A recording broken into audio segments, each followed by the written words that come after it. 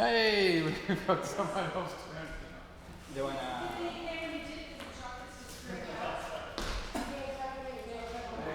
we've got a very small crowd. We've just been discussing it. We're going to go ahead and still go do it. Sure. Okay, great. Well, if you all, so I'm just saying it's kind of hard for us, a small group. I just got 10 minutes, 100 people here. And we're going to video it. And I've got a big talking scene. That's good rehearsal stuff. The best I can do what we've got. Okay. Can I start with you? Yep.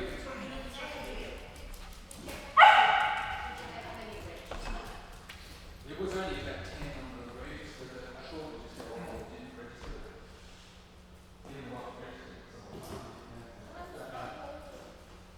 Alright, good evening, ladies and gentlemen. And little girl. We would like to acknowledge the traditional custodian of the land that we gathered today, which is Tongbang here, and the amazing connection of the elders, to the land, to the sea, to the ocean, to the trees, to the birds, and everything around us. And we would like to pay respects to, again, to the spirits of the elders, past, present, and emerging. I would like to present Andy and Scrubby for tonight's talk. Thanks, Rex.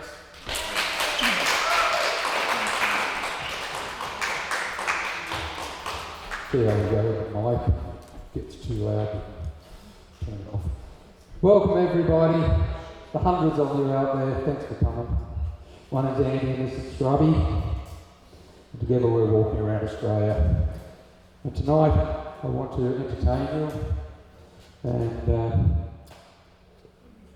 sorry, I'm just getting my notes ready so I wasn't quite organised to start, but yep. So tonight I want to entertain you, educate you, and encourage you. Before I do all that, I want to play a video and to kick us off to show you a bit about what I've been doing so far. Now this mic is probably a little bit echoey for everybody, is it? Is it too loud? So would I be better tonight, Rex, to do it without, or we just turn it down? Just turn it down.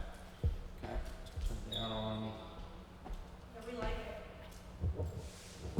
Yeah, well, that's a Rex will get a volume that's not so loud and in your face. Okay, is that better? Happy with that? Okay. So we're going to kick this off with this video, and I'll tell you a bit about our journey so far.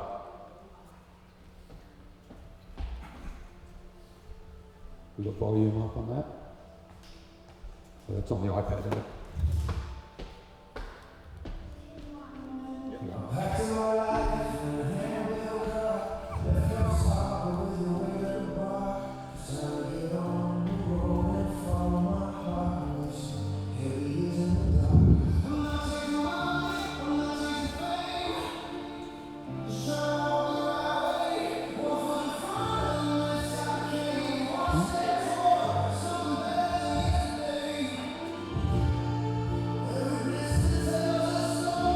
I wrote it, I wrote it.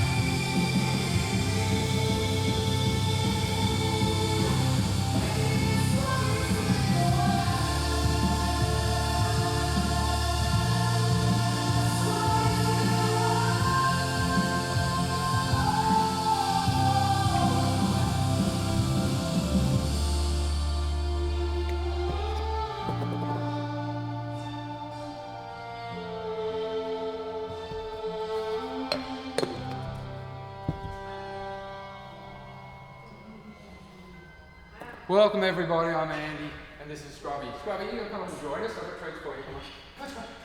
Come on. Come on. I can see you were watching the video, watching yourself. Come on. Come on. Come up here. You're meant to be part of the show. You sit here and have your treats. There you go. So yes, I'm Andy, this is Scrubby, and together we're on the big WAG. Now the WAG stands for Walk Against Gambling.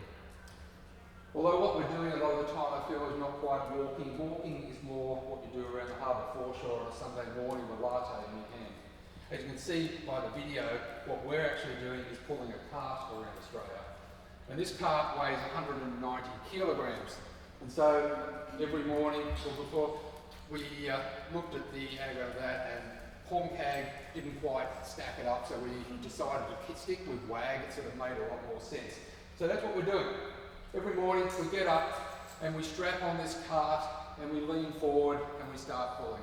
And Scrubby doesn't help much, he just sits up the front and watches. But we're walking up hills, it's not along flat paths or anything like that, up hills and around corners. And you can see here we've got a nice wide shoulder, but that's not always the case. A lot of the time we're walking on roads that have no shoulder or have very little and it's sloping at an angle, and every step we take is a step holding the cart so it doesn't fall over. You're holding that bar on the side, holding the 190 kilogram, and we're pulling that along, we're pulling from behind, and every step is one leg is shorter than the other, so you've got to twist your leg not to fall over. And so that's what we're doing around a lot of the stretches, and then sometimes there's no shoulder at all.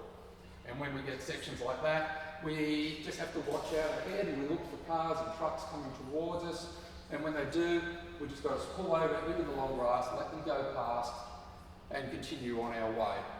A lot of the time, it is exhausting.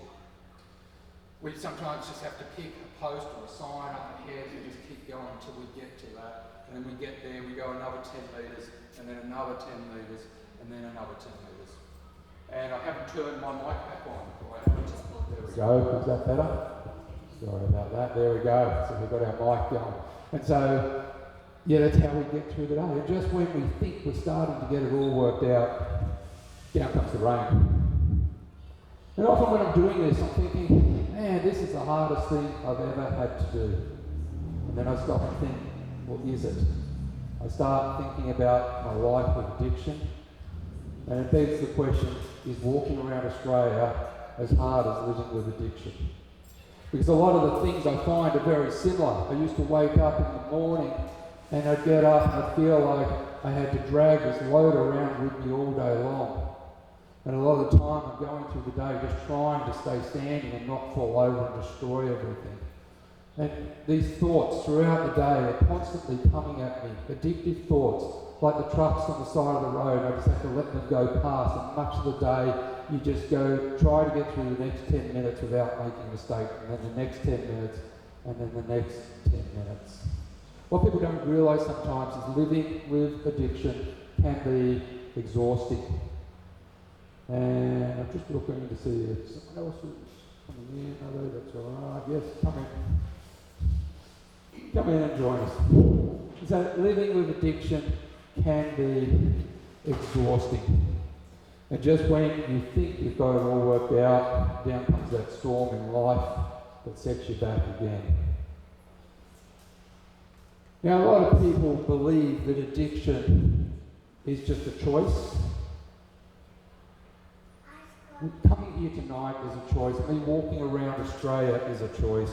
Having addictive thoughts enter our minds constantly is not a choice.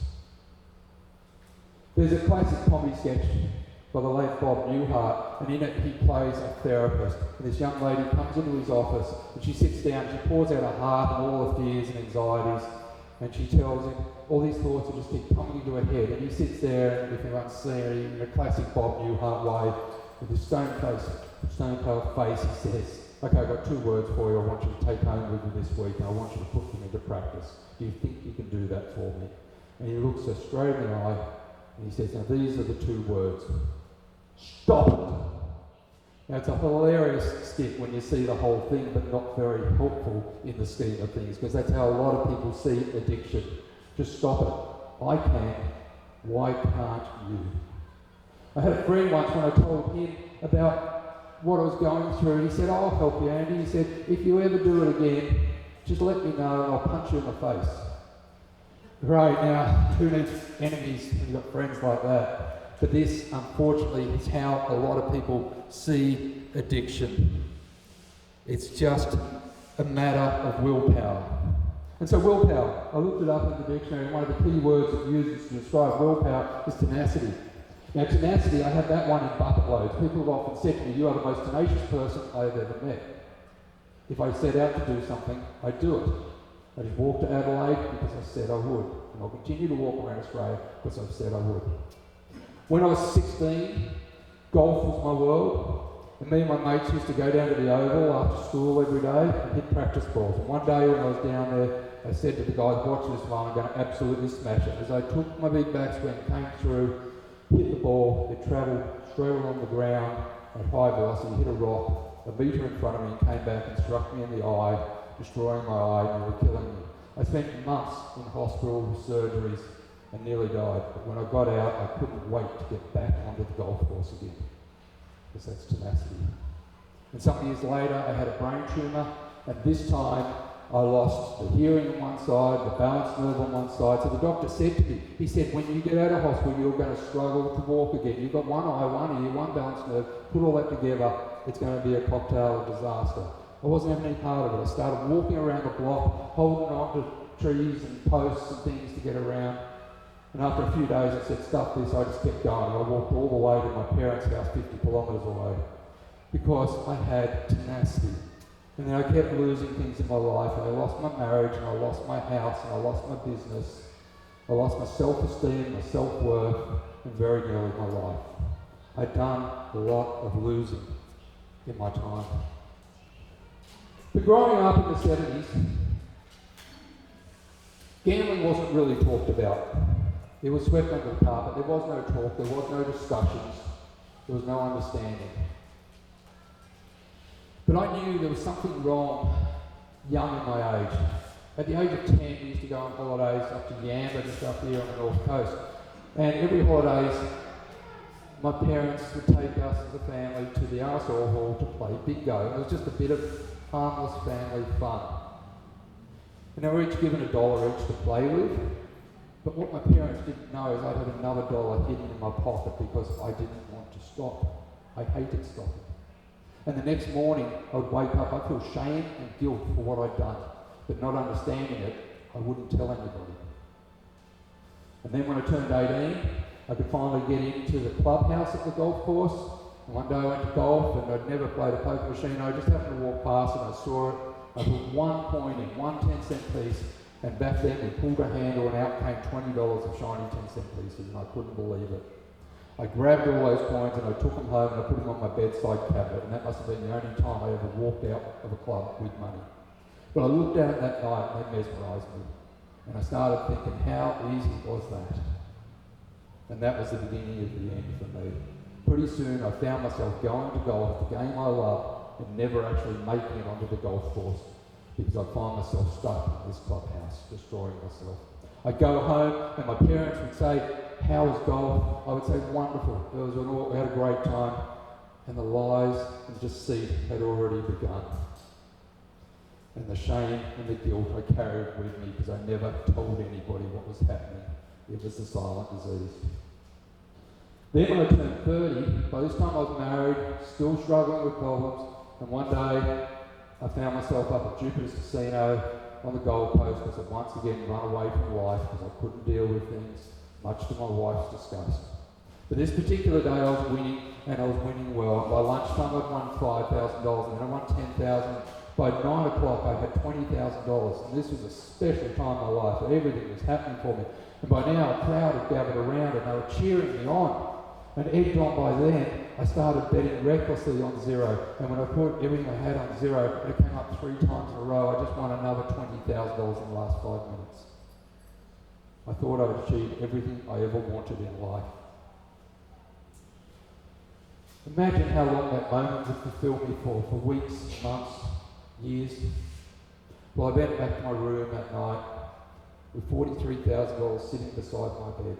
And I called Michelle and I told her, I've got $43,000. Now, that's a lot of money back in the 80s. Look, it's a lot of money now, I know, but back then that was half our mortgage.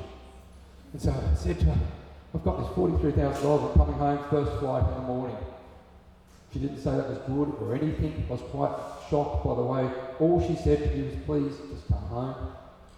I said, yeah, of course I'm coming home, first flight in the morning. I thought, that's a bit ungrateful, but she knew me too well. She knew me so well. Because that night I went off to bed and I couldn't sleep and I tossed and turned, and at midnight I got up and looked at it and thought, well, what harm could come from going down to $3,000? I'd still go home with 40 in the morning. But once I went back down and I lost that $3,000, I couldn't see the 40 anymore. All I could see was that I was a loser. And once again, that gambling kicked in. When I got down to 30, I said, if you told me I was going home with $30,000, I would be ecstatic yesterday, but that didn't matter anymore. Because now all I could think about was getting it back. By now a crowd had gathered around again, but they weren't cheering me on. There were just murmurs, what's wrong with him? What's he doing? And sure enough, by morning time, there was nothing left. I'd answered my question from the night before. How long would this fulfill me for?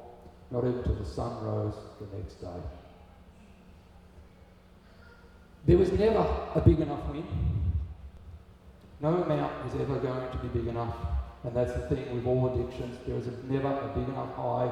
We can keep chasing it, and when we get that high, we search for a bigger one. And it never comes. And that's how addiction works. Then in the 90s, along came the internet. And now our problems were just beginning, because now gambling was coming into our houses.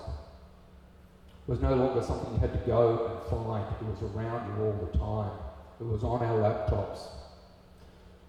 Growing up, I found I could go to the TAB on the way home from work, place a bet on a football match, and I would watch the match, and regardless of the result, there was nothing I could do about it till the TAB opened again, and I'd go to bed.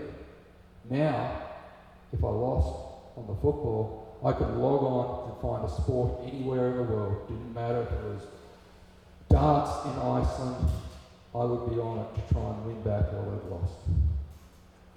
And that is the problem with the internet, the way it has just brought gambling into our homes. It is now 24/7. But the internet wasn't all bad. What it did give us is information. And with information I was able to study addiction, work out what was going on, work out wiring of the brain, how dopamine works, and all those sorts of things. The information it gave me was invaluable. But the most important thing it ever gave me was Google lyrics. Because growing up in the 80s, I was a massive James Rain fan. Now, if anyone doesn't know James Rain, he's the lead singer of Australian Crawl, sex symbol, actor, singer. Used to go to all his concerts, sing along to all his songs with completely made up words. He was here a few weeks ago. We saw him at the Jetty Hotel. Cool, still mumbling away, I bet. He's fantastic. He's fantastic, that's right. And so now, with Google lyrics, I was finally able to look up what he said. I mean, does anybody know what the first 4 lines of The Fall of Rome are? If you know this song.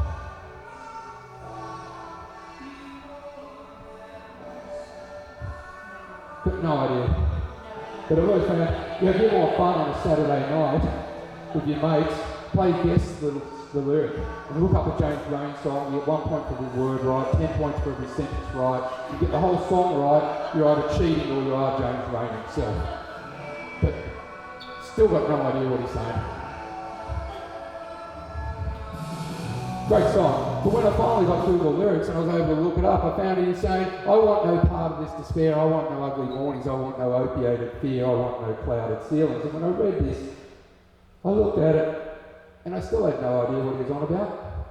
But I read a bit further and I suddenly realised the whole song was about addiction. It goes on to say, well, I've been living a categorical lie, each last thrill, the penultimate high, just one more hit before I die. I thought about those lines back then when I first read it, and went, that is exactly my life. That is addiction to a T.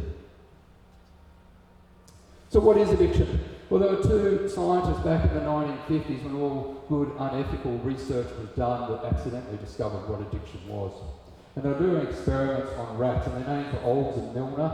And what they were doing was they put electrical electrodes into the rats' brains, and they put them in a big box, and they put a red cross in one corner, and the idea is they'd zap them every time they went near that corner.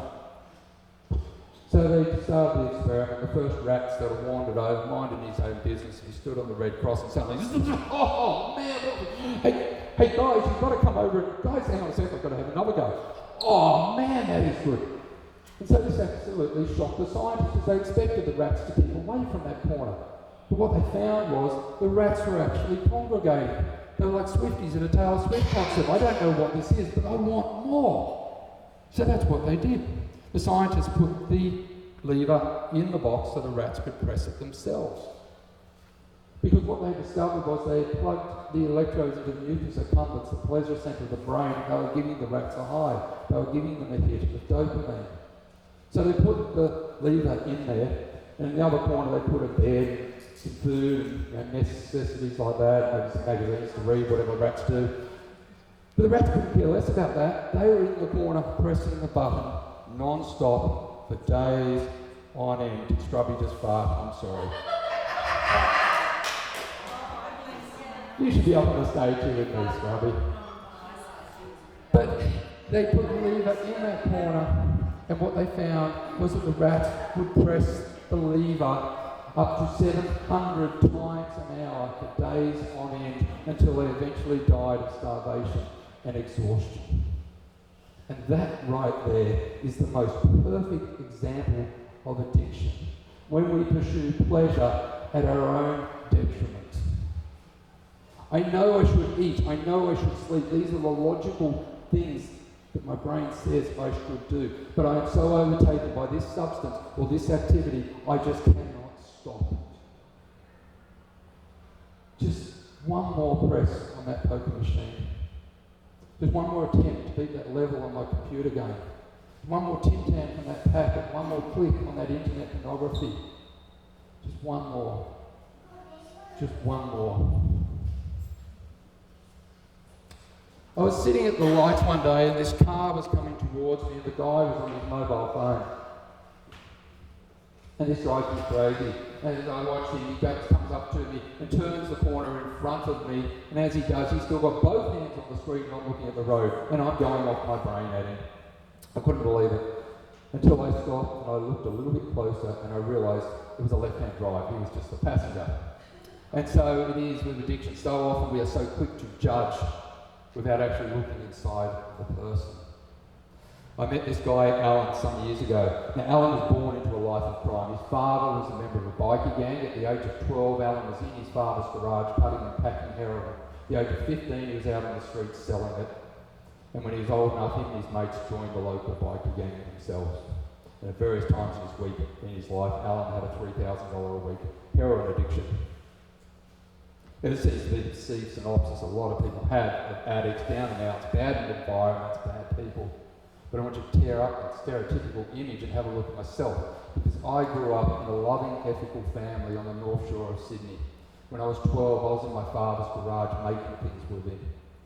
And when I was 15, I was also walking the streets, delivering newspapers to earn pocket money so me and my mates could join the local golf club. And yet at various times in my life, I had a $3,000 a week gambling addiction. So were Alan and I really that different? Yes, we had different opportunities in life, we were surrounded by different people, but what about what went on in here and what went on in here? When I slowed down and took a look inside Alan, he was no different than me. He suffered the same shame and guilt and depression that I did. I'll never forget when he said to me, Andy, he said, of my 5 mates, I've buried all of them, I'm the last one still standing. Addiction does not discriminate. No one is immune. There's a great book by Dr. Anna Lemke called Dopamine Nation, and then she talks about all sorts of addictions. She's a clinical psychologist, so she's dealing with people with addictions all day long, and she sees them all. But the one that I found fascinating in the book is the one that she herself fell into. It's not your typical one of gambling or alcohol or drugs that you expect. She was simply reading the Twilight series.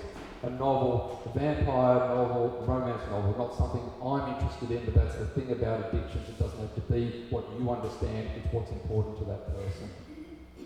And she was reading this book, and she read it once, and that's fine. She read it a second time, she loved it, that's great. But when she read it a third and fourth time, she was trying to find that same high, and she couldn't. So she started searching for other romance vampire novels, and she found herself staying up all night consuming this stuff at the detriment of her family, herself, and her work, until she too realised she had a problem.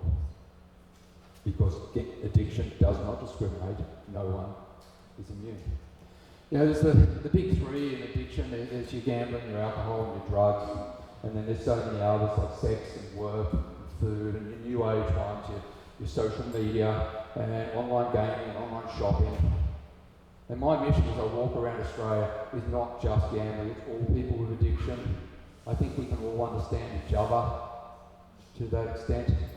And as I've travelled around, when I was in Sydney, I walked from Palm Beach to Manly along the northern beaches there, and from that walk alone, the Northern Beaches Gambling Alliance was formed, which is great. People came along that walk and formed this group, and it's running strong, and it's great. And these are the sort of wins that I'm having on my journey. Another one was further down the coast. This guy came up to me, and he was so inspired by what I was doing. He walked with me, and he said, I have had an alcohol problem for the last 20 years, and I'm quitting today because of you. And I still speak to him regularly, and he's now 6 months clean. And these are the sort of stories that make it all worthwhile. And so it's not just gambling, it's alcohol, it's anything. But here's the fascinating thing that I want to talk about with the wiring of the brain and the balance of the brain, is that when the brain feels pain, it wants to balance it out with some sort of pleasure. And with me, it's gambling. It escape the euphoria from some win, and that's the way my brain is wired to work. So when I feel pain, it sends signals through the brain to say, gambling is the way that's going to give you that relief. But here's the fascinating thing. I have never, and people may find this hard to believe, I've never had a drink of alcohol, not even a sip in my life. And why? Because I believe that if I started, I wouldn't stop. At this stage, whenever I have that thought, and I still have it a lot of times, I think, just get smashed. You know, if things are depressing you, just get out of it. But every time in my life that thought has come into my mind, I've been able to use willpower to say no. Unlike the gambling, my brain is not wired to need it. I've never actually had an experience that says alcohol is great. I've read about it, I understand that. Scrubby, you come back here. Scrubby, come back here. But I've never had an experience that is wired to need alcohol. I find that a fascinating thing. Now, these are my beliefs. And of course, you know, not everybody sees things the same way, but the one thing everybody has to agree is addiction is real. And addiction does kill. And I want to do something right now, a bit of audience participation. And I'd like everybody to picture a gaming room, and I want them to picture they've been looking at somebody that's been sitting in a chair, and it helps you close your eyes and imagine it. You're sitting there and you're watching somebody that's been sitting in that same seat for the last 6 hours pressing that button. And in that 6 hours they haven't moved, they haven't got up and gone to the bathroom, they haven't eaten, they haven't drunk. They've just sat there and pressed that button repeatedly. And $50 note after $50 note has gone into that machine. As they reach in and pull out that last $50 note, they nervously feed it in the machine and press the button. It goes down 45, 40, 35, 25, and you hear them mutter something like, please God, just get me out of this situation. But then 20, 15, 10, 5, and it's all gone. They sit there, devoid of all emotion, staring at that screen, thinking, what am I going to do?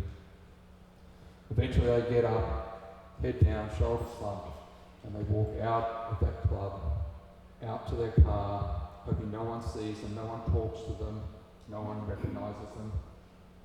And they get into the car and they shut the door, and then their emotions come out and they scream and cry. Why did you do that? You said you were never going to do that again. Why are we back here? And we've made things so much worse. I can't go home. I can't face my family. I'm useless, I'm hopeless, they're probably better off without me. And now I want you to take one more look in that car and picture that person, and picture it's your son or your daughter, or your husband or your wife, or your best friend, or maybe it's you. Because addiction does not discriminate. No one is immune. Alright, I'll snap you out of suicide box right now. Come on everybody, it's not that bad. So, is there hope? Of course there's hope. There's always hope. Now, I want to be quite clear here. I don't have all the answers. If I did, I would have cured addiction a long time ago. But what I do have is 40 years of lived experience. And I have seen what works for me and what doesn't work, and what works for others and doesn't work. And for me now, I never thought I'd reach 60, nor did I want to, but now I'm here, I'm loving it. And I'm loving it because I've adopted a half-glass full attitude. And all the things that I've lost in life, I can accept it now that in some ways, in some weird ways, they've made me richer in life. And I have so much more to live for now than I ever did. But they're all fascinating stories, a lot of the things that I lost. I don't understand the timing and I never will.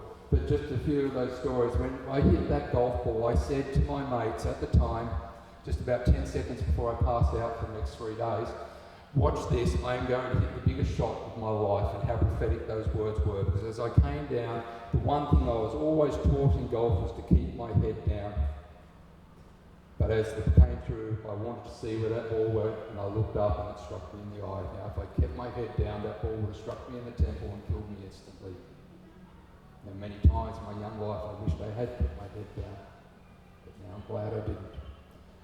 Then, when I got the diagnosis of the brain tumour, I was 12 metres up a ladder painting a 3-storey house, the eaves.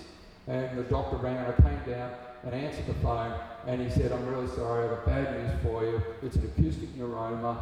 We need to operate straight away. It's pressing on the balance nerve and pressing on the eardrum. He said, whatever you do not climb on anything. Do not even change a light bulb on a chair. And I looked up the 12-metre ladder, and I didn't tell him what I was doing at the time, but to this day those eaves remain unpainted. And then when I was walking around Australia, when I said I was going to walk around Australia, I spent a year planning for this. And I planned to the nth degree every possible scenario I could. And a mate said to me, but what happens if something goes wrong? I said, what do you mean if something goes wrong? You can't walk around Australia and not have anything go wrong. That's just a given, it's going to happen.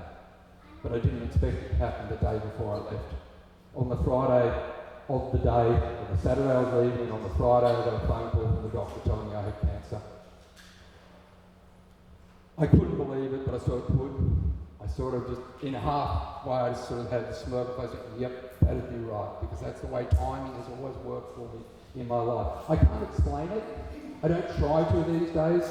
I just go with the flow, and I look at all the good things I've got in life, and yes, I look at all the various stuff, but there is one story that is bigger than all those, and this happened in 2006.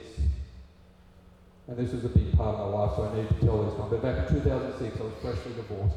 And at the beginning of the year,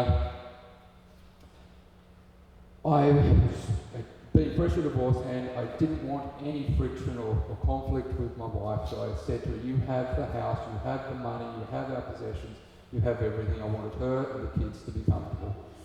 Because I knew that I could make my own happiness and my own future in life.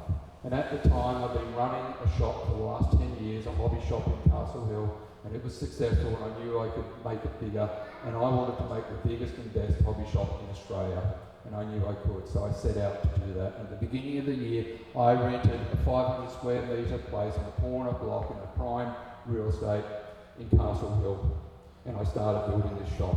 And I set myself a completion date of 24th of October 2026, that was 2006. And I set that date because it was exactly 2 months until Christmas Day. And I knew that if I could have the shop totally ready by then, I could make enough in that 2-month Christmas retail period to support me, to kick things off and really set myself up for life. And so I spent the next 10 months working 7 days a week, 16 hours a day, building this shop. It was called Hobbies in the Hills, where dreams were made for the hobby shop for the whole family. And because it wasn't just a shop, people would come in and experience all sorts of things. We sold radio-controlled cars and planes and models and all that sort of stuff. But we have slot car tracks. I built a Mount Panorama slot track, 8-lane tracks and snowy mountains tracks, and people would come in and play on these for free. It was all part of the experience, and people would come from all around and spend hours here, enjoying all the different things. There were railways. I built Harry Potter's castle, Back to the Future, Indiana Jones, dinosaurs around the roof that interacted with the trains as they went past. It had it all. It had animals, it had every model I'd ever made, of planes and cars and ships, all in this one place. It wasn't a shop, it was a museum.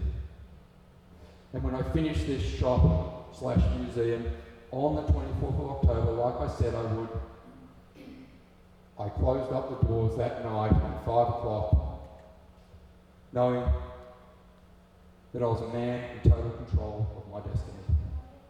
I closed the doors and I did what I always did to celebrate something like that. I went off to the Star City Casino to celebrate. Now you may think this is another gambling story, it's not. Because I got into Star City Casino and I walked in the doors, and before I could even sit down at a table, my phone rang and I looked and it was my mum, and I went, "Sorry mum, I'm celebrating, I'll call you back tomorrow," and that's fine. 30 seconds later it rang again, it was my mum again. And I said, she's trying to get me tonight. Anyway, I ignored it and put it back, and 30 seconds later it rang again, it was my sister, and suddenly the penny dropped. This was no ordinary just "how are you" phone calls. I raced out of the casino to ring them because I didn't want them to know where I was, but I still lived a secret life. I raced out and they said, "Where are you? Get home immediately, your shop is on fire." I raced out in my car and I drove as fast as I could, and that 40-minute trip home was the longest 40 minutes ever. And I kept thinking, when I get there, maybe it's just a story, maybe it's not even my part of the building, maybe it's somewhere else. But when I got there, my worst fears were realised as I pulled up, and there were police and fire engines pouring out of the whole area. They took me through. I said, "I'm the owner of the building." They took me through, and when I got there, I was greeted with this. And there was nothing left. Everything was gone. Everything I'd ever worked for, everything I'd ever built, all my possessions were in the shop at the time. Even things like my vinyl records, everything was gone. My future was gone. How could it be that just 2 hours earlier someone could be so in control of their life, and yet 2 hours later be so out of control and have nothing? I don't know. I don't know, but I do find these stories amazing, and I still think back at them. And now I just accept it and go, yes, I lost my shop, but I have so many great memories of it. Yes, I lost the roof over my head, but now I've got this beautiful one-bedroom place with Scrubby, which I just love so much. Yes, I lost ears, eyes, balance nerves, all that stuff, but luckily you've got 2 of them, so that keeps you going. I can still walk around Australia, and that's all that matters to me. I can walk, I can do things, I can enjoy life, and that's that glass half full attitude. But, putting all those things into perspective, it's a matter of how do you get through life, and everybody, and these are my stories, but everybody has tough stuff going on in their life. There are bad stories in every family. And I want to tell a story now about a section of my walk, which I call the Orbost moment. And it happened when I was walking from Eden in New South Wales to Orbost in Victoria. Now I knew when I set off on this stretch it was 185 kilometres without any resources, so I had to take enough food and water to last me that time, and that's okay. And I knew it was 2,000 metres of climbing over this mountain range, so that was going to be tough. But I was ready for it. It was 7 days and we set off. Scrubby looks a bit worried here, he's not quite sure if we bought enough smackos with him or not, but off we headed, up these hills, round these hairpins everywhere. At times, this was nice here, beautiful weather, but it got tighter. Beautiful scenery, but tight little road, rocks, out jutting, all sorts of things. And we got to day 7, and I was so wanting to get to the next town. And we woke up that morning, we had 27 kilometres to go, and it was freezing. And it was raining, and it was cold, and we set off into Orbost, up and down these hills, and I felt like quitting, but I kept going, knowing that lure of a hot shower when I got there was what was keeping me going. Scrubby gave up, he just said, "I've had enough here," and off he went. wake me up when we get there. And so we get there, and I see the motel up in the distance, and at last, this relief, as I walked up to this motel, and I walked into the reception, I said, we just need a room for the night. And he looked at me and said, sorry, no dogs allowed. I said, oh, come on, please. We've just walked 7 days to get here. We're freezing. He's a good dog. He's quiet. He doesn't shed hair. Please, can you make an exception? He said no. So we walked out of the motel and up this steep hill in front of us was the second motel in town. So I walked up that hill, got there, he said the same thing. So that night, we set up our tent in the rain, freezing cold, wet. I used Scrubby as a hot water bottle, as I often did. We cuddled up and I said to him, Scrub, what are we doing here? This is madness, and I felt like quitting. But I didn't. I got up the next morning, much to my surprise, the sun was out. And as we headed across the snowy river, it was such a beautiful day, it was magic. Scrub looks pretty impressed there. And we headed across, and just to our right we found something called the Gippsland Rail Trail. Now this trail, an old rail trail, and it had just been resurfaced with this really soft bitumen stuff. It felt like walking on carpet. It was magic. There was no cars, there was no trucks, no traffic, no nothing. Just us, nature and the trees. And we walked along this, and there was this canopy of trees and dappled white, as you can see, and there were birds singing, and there were little bunny rabbits hopping across the track, and Scrubby just loves them. That day we walked 45 kilometres. I couldn't believe it. The day before, I thought I didn't have it in me, and the next day we walked 45 kilometres and everything was great. And that's how sometimes things can go, that you feel like it's the end of the world, and things can turn around and can be all right. Now, I know this is a simplistic view of how things can turn around. It's not always going to happen overnight.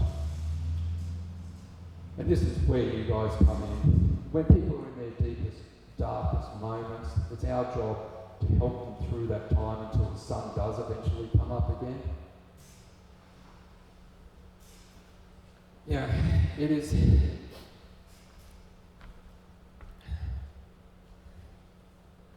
Sorry, I'm just going to pause there. Have a drink of water.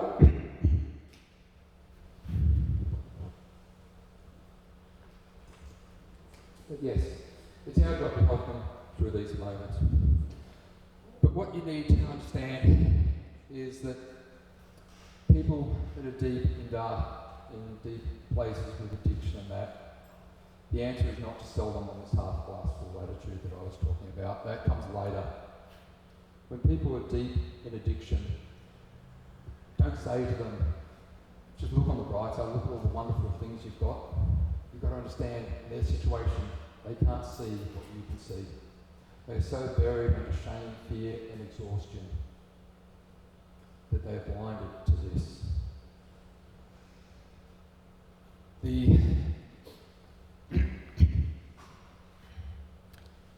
The main thing to try and do for these people is not to tell them so much where the light is. It's to help clear away a lot of the obstacles so they can start to find it themselves. Reduce the noise around them, reduce the problems around them, help them with those things so they can finally start to see the light themselves. We all have gifts to give. Some of us are good listeners, some can cook meals, some can paint houses or fix things. Whatever your gift is, use it, because these little things we do could be the spark that lights a fire that saves a life. So what does gambling look like in 2026? I've seen a lot of changes in the last 40 years. When I first started out, I used to be able to feed 5-cent coins into a poker machine and pull a handle one at a time. I could spend $10 to last me an hour. These days, the machines take $100 notes and let you hit $10 a spin, and you can go through thousands in an hour. These days, sports betting isn't just about picking the score, it's about anything you can bet on. Sorry, it isn't just about winning, it's about anything. You can bet on picking the score, how many passes made, tackles, all sorts of things. You can even bet on which coach will be sacked next. And casinos don't have the same hold they once did, because casinos all clubs, or most clubs and pubs in Australia are now mini casinos themselves. I mean, did you know that in other countries, most other countries don't have gambling in their pubs and clubs? You can go out for dinner and not be surrounded by this. But in Australia, we have just a tiny 0.3% of the world's population. That's a tiny amount when you look at the whole world. But we have 76% of their poker machines in clubs and pubs. Yes, you heard that right. Over 3/4 of all the poker machines in pubs and clubs worldwide are here in Australia. 183,000 of them. How is that okay? And of course, we don't need to go to the clubs anymore to find gambling because it's all around us. No longer do we need to go searching for gambling. It's all around us, it's with us, it's on our phones, it's on our computers, it's everywhere, it's advertised on TV continuously. But one of the most disturbing changes in the landscape of gambling in recent years is poker machine apps. And things like this Lightning link are so destructive. They're made by the same people that put the poker machines in the clubs, the same company, and they have the same games, the same sounds, the same reels. Everything is exactly the same except for one major difference. You pay money to play, but you can't take a cent out.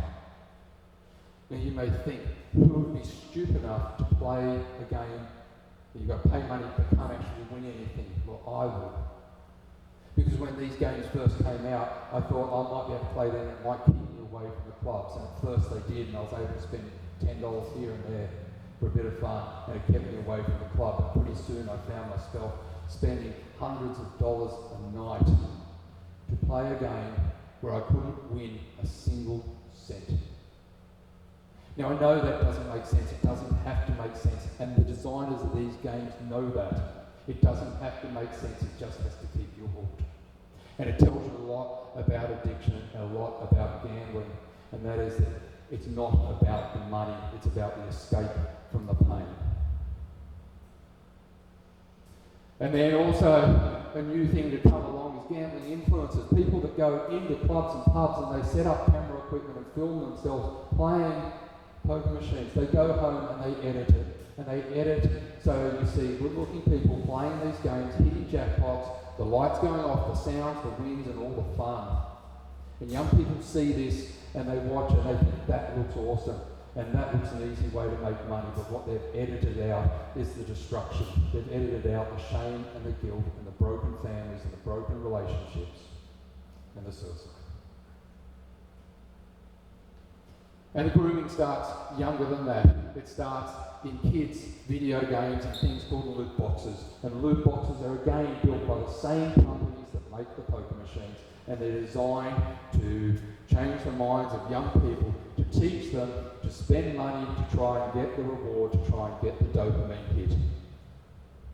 They've used the same research to try and brainwash kids at a younger age so that they're ready when they come up for the poker machines. And that is what gambling looks like in 2026. It is faster, it is more accessible, it is way too normalised. But what can we do about it? Well, the one thing that I carry with me every day is the serenity prayer. Because I need to remember that every day. There's a lot of stuff I can't change. So I pray to accept the things I cannot change, the courage to change the things I can. And during my walk around Australia, I keep asking for that courage to change the things that I can, and the wisdom to know the difference. I still think about that fall of Rome and all the things that I've done wrong in my life, but I can't change them. There's no point in looking at the past and thinking about what I've done wrong, but I do look at the past so I can learn for the future, and so I can help others for their future. As the saying goes, the definition of insanity is doing the same thing over and over again and expecting a different result. So please, let us break that cycle. Because if nothing changes, nothing changes. So please, Australia, let's make a change. I'm Andy, this is Scrubby, wherever you got to, and we're Big WAG and we're walking around Australia. Thank you all for coming. Thanks for listening.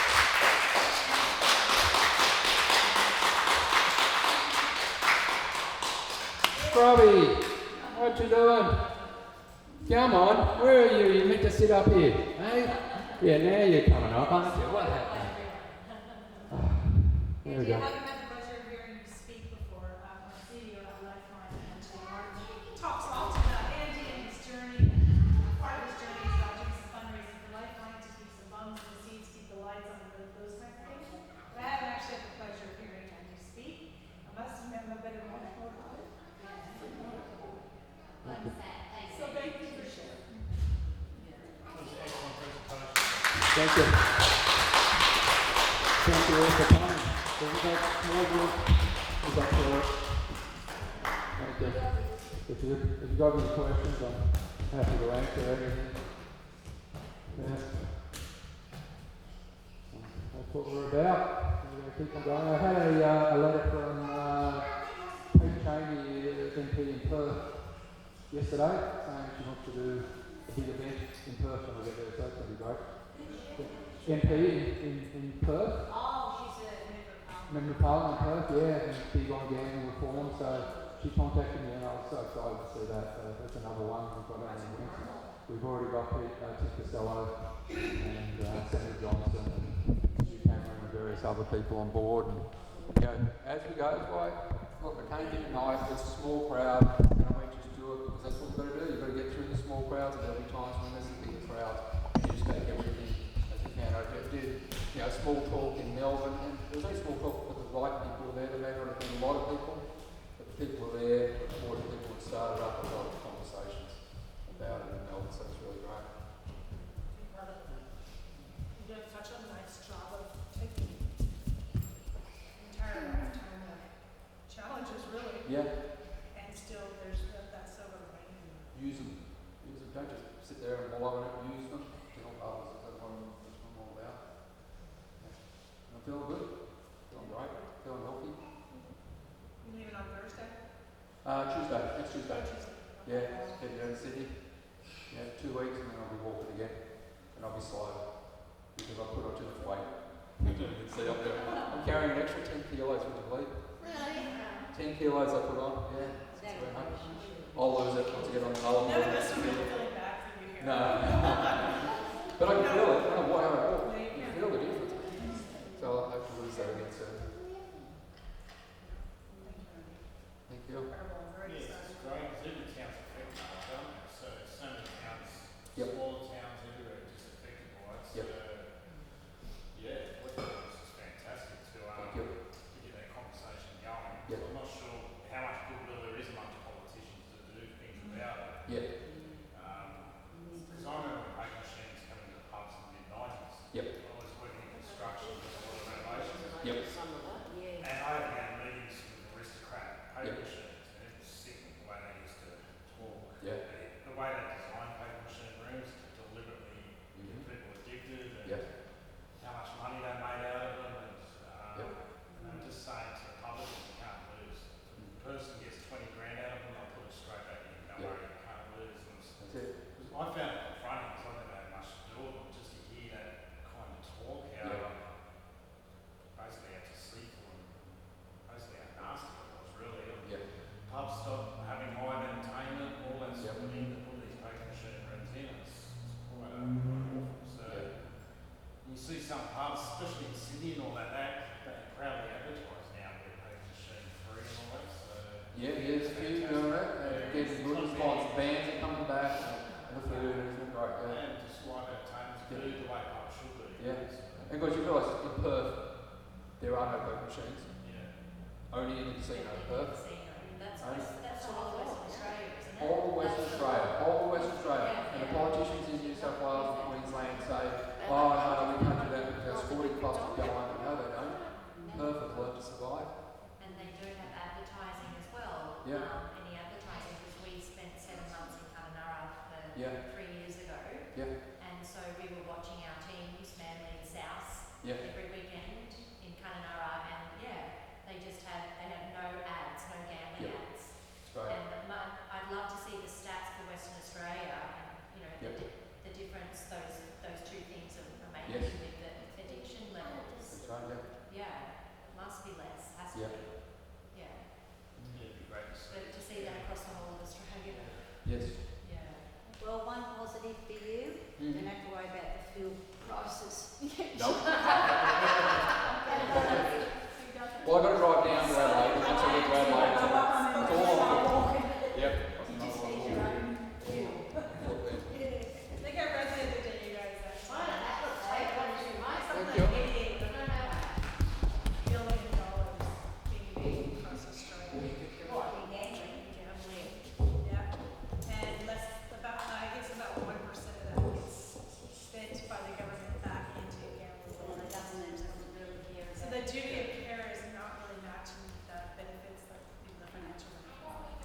I just read today that the average gambling loss per person in Australia, as an average, is $2,000 a year. Now, you probably haven't lost $2,000. You haven't lost $2,000. You haven't. So somebody's losing your $2,000 for you. That 5% of people, 5% of people who are really struggling with gamble aren't very also that way. Yeah.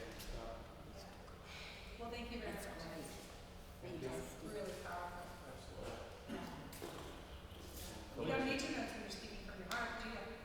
No. By the way, that song is incredible. I know it's like. Oh, how good's the song? How good is it work? They are. It's like, that's just incredible.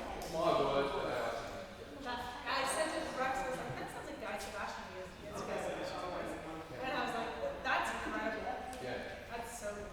I use that in the morning. I get up in the morning, I get on the road, and I put it on. It's really good. It's 5 minutes to go. It's so well done. Yep. Do we need to put the chairs away, you think? Yeah. Do we know? Okay, what's it? I put them out of coat.